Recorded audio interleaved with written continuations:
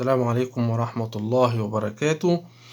الفيديو بتاع النهاردة هو هنعمل عليه تجربة بوردة اللي هي مضخم الصوت أو مكبر الصوت اللي احنا بنعمل عليها فيديوهات على تصنيع البوردة اللي هنعملها. الفيديو ده أنا بعمله عشان نتأكد لما نيجي نعمل أي بوردة بنجربها الأول أو بنركبها ازاي، نعمل تجربة ليها ونشوفها فعلا المسارات اللي احنا بنعملها صحيحة ولا لأ، أو فيها أخطاء قبل ما نطبع البوردة وقبل ما ننفذها عشان يبقى تنفيذها صح. يبقى نبدأ من الأساس اللي هو التنفيذ الصح.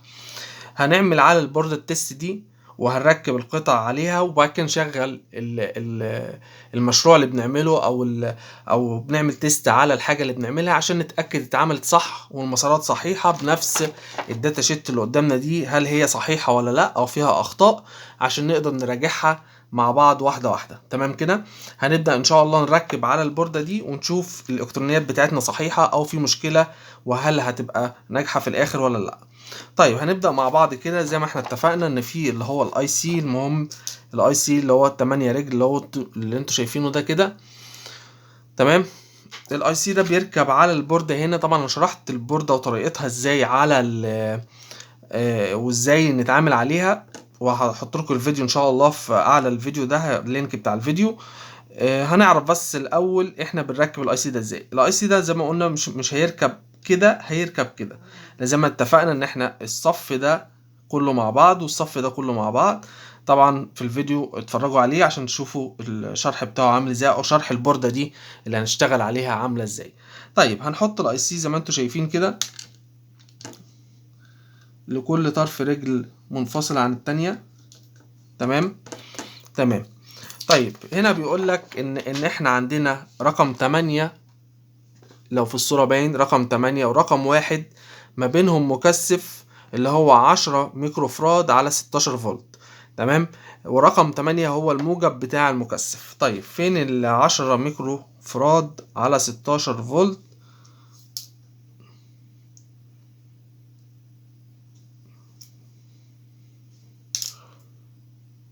طيب ادي ال 10 ميكرو فراد اهو. هناخد الرجل رقم 8. الاي سي الرقم بتاعه رقم 1 هو بيبدأ من اليمين. تمام. يبقى عندك 1 2 3 4 5 6 7 8. يبقى عندك 1 و8 هم أول 2 قدامك دول، قدام الفتحة الصغيرة دي اللي في الأي سي. تمام. يبقى هحط أنا الموجب في رقم 8 زي كده، والسالب في رقم 1. تمام كده يا جماعة. تمام. طيب عندي هنا ايه تاني؟ عندي هنا اللي هو الأرضي في كام بوينت؟ 1 2 3 4. في 4 نقط، منهم المقاومة المتغيرة اللي هي الصغيرة دي اللي هي 10 كيلو اوم. هنحطها عشان نتأكد منها. تمام. يبقى كده هحط دي برضو هنا.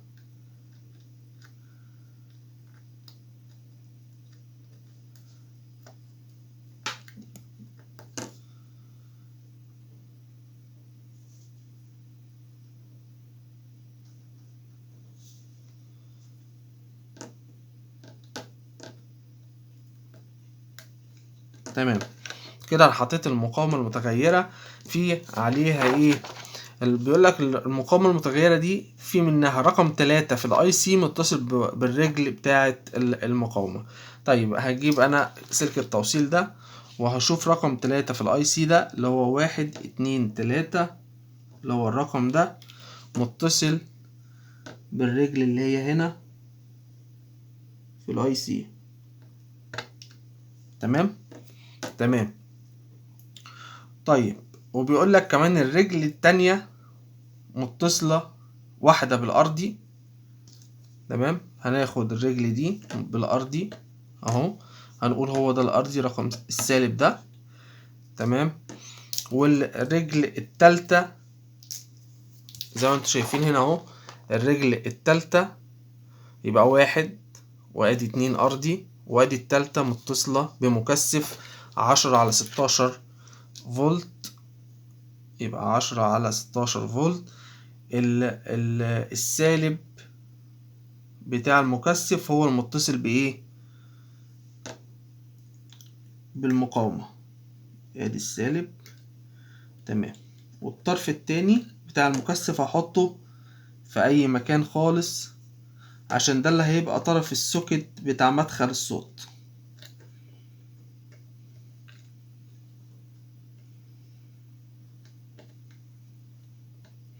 تمام. هيبقى هو المخرج التاني ده اللي هو الموجب ده بتاع مخرج الصوت. برضو نشوفه هنا اهو في الصورة، ادي المقاومة اهي، وادي المكثف اهو. علامة الموجب هي اللي في الكونكت اللي هيخش فيه اللي هو سوكت الصوت، اللي هو ده سوكت الصوت اهو، هو اللي هيخش في المكان ده. تمام كده، اللي هيتوصل بالايه، بالجهاز، بالتليفون بقى، باي صب، مفيش مشكلة. طيب، بيقول لي هنا ان رقم 4 متصل بالارضي. رقم 4 يبقى ادي 1 2 3 4 متصل بالارضي اهو. تمام. وعندك رقم 2 متصل برضو بالارضي مع مكثف 220 16 فولت. طيب، رقم 2، ادي رقم 2 متصل بالارضي مع مكثف على البوردة. طيب، المكثف هيجي من سالب لموجب للأرضي. طيب كده زي ما احنا هنعمل، ادي رقم 2 هنا اهو، هياخد انا الموجب، هيتوصل في المكان الموجب، والسالب في السالب.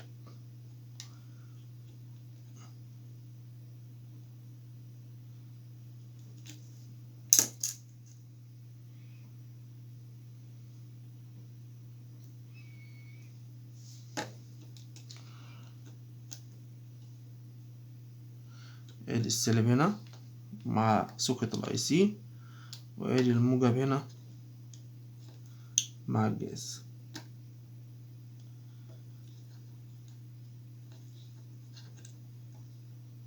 تمام كده. تمام. طيب، فاضل عندنا كده ادي 1 2 3 هم 4 مكثفات، فاضل مكثف واحد. المكثف التاني اللي هو هياخد من رقم 5 لسوكت السماعة اللي هيركب. يبقى رقم 5 عندك ادي 4 وادي 1 5، يبقى هياخد الموجب من السوكت اهو، هيتوصل هنا. تمام. ده كده اللي هيتوصل فيه سوكت سماعة مع حتة ايه في الارضي. تمام. تمام اهو. تمام. ماشي. يبقى انا كده عندي ايه، عندي مفتاح السويتش ده. مفتاح السويتش ده انا مش هعمله خلاص، انا هفصل السويتش ده، خليها ايه الاتصال على طول. فاضل عندي السبيكر زي ما انتم شايفين اهي. هوصل واحد في الارضي وواحد مع العلامة دي.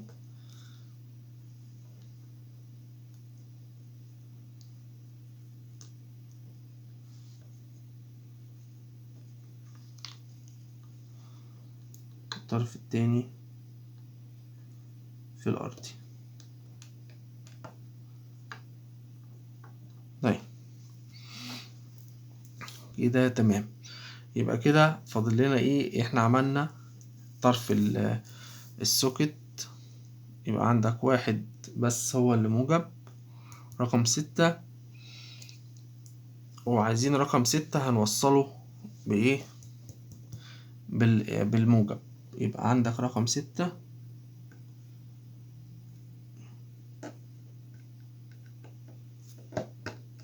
هنوصله بالموجب بتاعنا اللي هو ده. تمام كده. يبقى كده احنا وصلنا الدايرة بتاعتنا. فاضل عندي البطارية اللي هي 3 فولت او 6 فولت اللي هنوصل عشان نشغل عليها الدايرة بتاعتنا.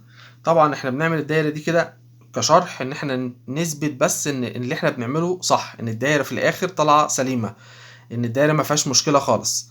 تمام. يبقى هنوصل عندي كده السالب هنا. خلاص تمام. قبل بس ما اوصل الباور لازم اوصل سوكت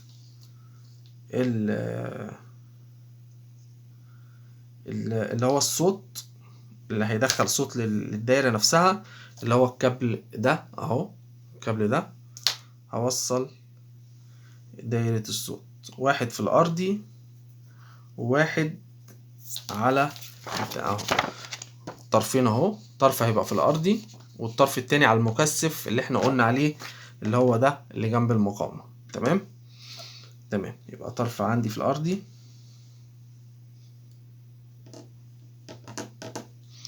والطرف التاني هيبقى داخل المقاومة اهي. تمام. وهحط سوكت الباور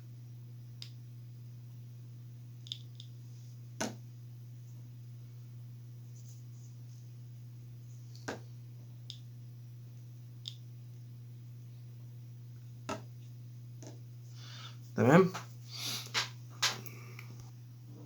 بعد ما ركبنا كده القطعة اللي هي البطارية اهي، الموجب في الموجب والسالب في السالب، هنشغل عن طريق الموبايل اهو.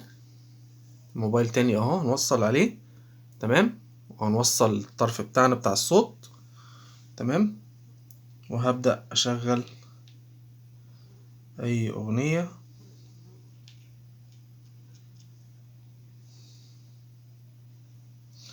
وهوصل الطرف الناقص ده. تمام. سامعين؟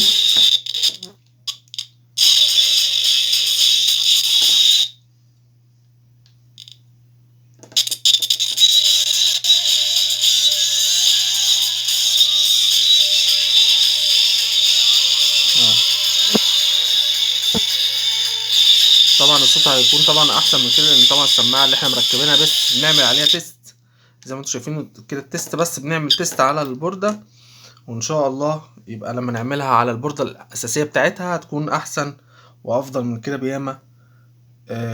وان شاء الله نعملها صح.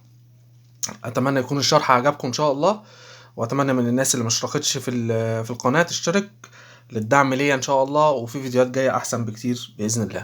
السلام عليكم ورحمه الله وبركاته.